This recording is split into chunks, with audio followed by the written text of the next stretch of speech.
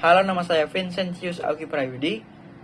Saya merupakan mahasiswa Universitas Multimedia Nusantara dengan jurusan Desain Komunikasi Visual angkatan 2021.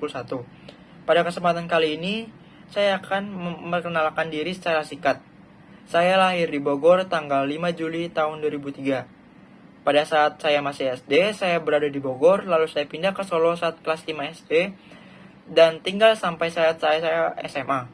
Kemudian sekarang saya menempuh perkuliahan di Tangerang, tepatnya di Universitas Multimedia Nusantara. Kelebihan dan kekurangan yang saya punya, dimulai dari kekurangan saya memiliki sifat yang terkadang suka menunda-nunda pekerjaan. Saya juga merupakan orang yang terkadang pelupa, dan juga kurang bisa fokus jika terdapat dua hal yang harus saya kerjakan dalam satu momen. Untuk menutupi kekurangan tersebut, tentu saja saya akan melatih sedikit demi sedikit untuk beradaptasi dan juga dapat disiplin. Dan untuk kelebihan saya mudah bergaul dengan sekitar. Dengan kata lain, saya dapat beradaptasi dengan baik. Dan juga saya merupakan orang yang jujur, rendah hati, juga kreatif. Yang disukai dan tidak disukai dalam pekerjaan desainer. Dalam pekerjaan desainer, saya tidak menyukai adanya klien yang tidak memiliki kepastian dalam menentukan sebuah brief dan ketentuan lainnya. Jam tidur yang kurang baik dikarenakan memang pekerjaan menjadi desainer memang memerlukan waktu yang lebih dalam memikirkan desain yang akan dibuat.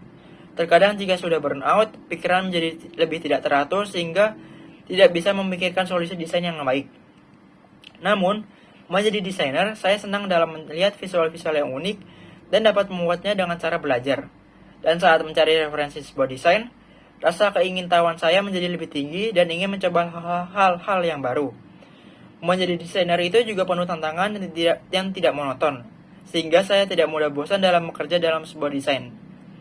Yang saya lakukan jika saya ingin mengajukan ide saat briefing project, yaitu dengan memahami brief terlebih dahulu, kemudian mulai melontarkan ide yang saya berikan untuk menjadi solusi yang baik. Namun setelah saya mengajukan ide saya, pastinya saya akan kembali bertanya kepada tim saya, apakah ide ini memang baik dilaksanakan. Hal tersebut dilakukan untuk mengetahui sudut pandang yang ada di anggota tim kita, sehingga nantinya didapatkan adanya sebuah terobosan solusi yang matang. Yang saya lakukan jika rekan sesama desainer melakukan kekeliruan dalam mengerjakan sebuah brief, yaitu memberitahu kepadanya jika terdapat kekeliruan pengerjaan yang dia buat dengan santai dan tidak bermaksud untuk mengejek atau memarahi dia. Kemudian saya akan memberikan saran atau solusi yang baik secara bertahap, apa saja yang harus dilakukannya dalam mengerjakan brief yang ada sehingga proses pengerjaannya tetap on the track. Yang saya lakukan jika atasan saya melakukan kekeliruan dalam menjelaskan brief, yaitu saya akan menemui atasan saya dan meminta waktunya sebentar untuk membicarakan brief yang telah dijelaskan. Saya akan meluruskan kekeliruan yang dijelaskan oleh atasan dengan bahasa yang tidak menyinggung siapapun dan juga dengan menggunakan bahasa yang sopan, sehingga alur dan suasana pembicaraannya masih dingin. Saya akan mencoba untuk mengoreksi brief yang telah dijelaskan sehingga ke depannya atasan saya akan mengecek kembali apakah brief yang telah diberikan akan dijelaskan dengan baik. Pengalaman saya ketika berada di situasi yang sulit dan bagaimana cara mengatasinya, biasanya saya akan merenung sejenak sambil mendengarkan musik yang santai dan juga mulai berpikir. Biasanya suasana yang santai dapat memberikan saya kelancaran untuk berpikir mencari jalan keluar yang tepat.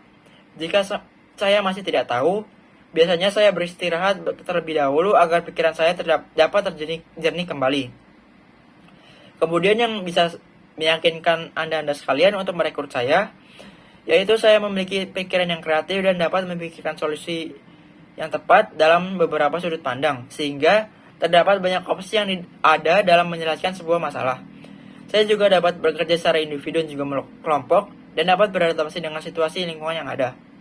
Kemudian yang membedakan saya dengan desainer lainnya, saya memiliki pemikiran yang luas dikarenakan saya tidak melihat dari satu sudut pandang saja, namun beberapa sudut pandang lainnya. Saya punya keunikan di mana memang saya suka mempelajari hal yang baru jika saya tidak mengerti. Saya akan terus belajar untuk memahami hal tersebut hingga saya handal dalam menanganinya. Saya juga telah berpendidikan di kampus dengan jurusan yang baik dalam bidang desain, maka dari itu tentu saja saya akan mempunyai skill yang mumpuni dan lebih dalam menangani sebuah masalah desain yang ada. Untuk rencana saya untuk 3-5 tahun ke depan, Setelah saya menamatkan kuliah saya akan mulai mencari pekerjaan yang sesuai dengan passion saya. Tepatnya, saya akan berusaha keras untuk masuk perusahaan Shopee sebagai anggota tim desainer grafis yang mereka punya, sehingga nantinya saat di sana saya dapat belajar dengan giat. Jika sudah saya merasa cukup, saya akan menjalani production house sendiri yang akan saya kelola ke depannya sehingga saya dapat memiliki usaha sendiri ke depannya dan dapat lebih berkembang. Itu saja yang dapat saya bisa jelaskan. Apabila ada kesalahan kata, mohon maaf. Dan sekian dan terima kasih.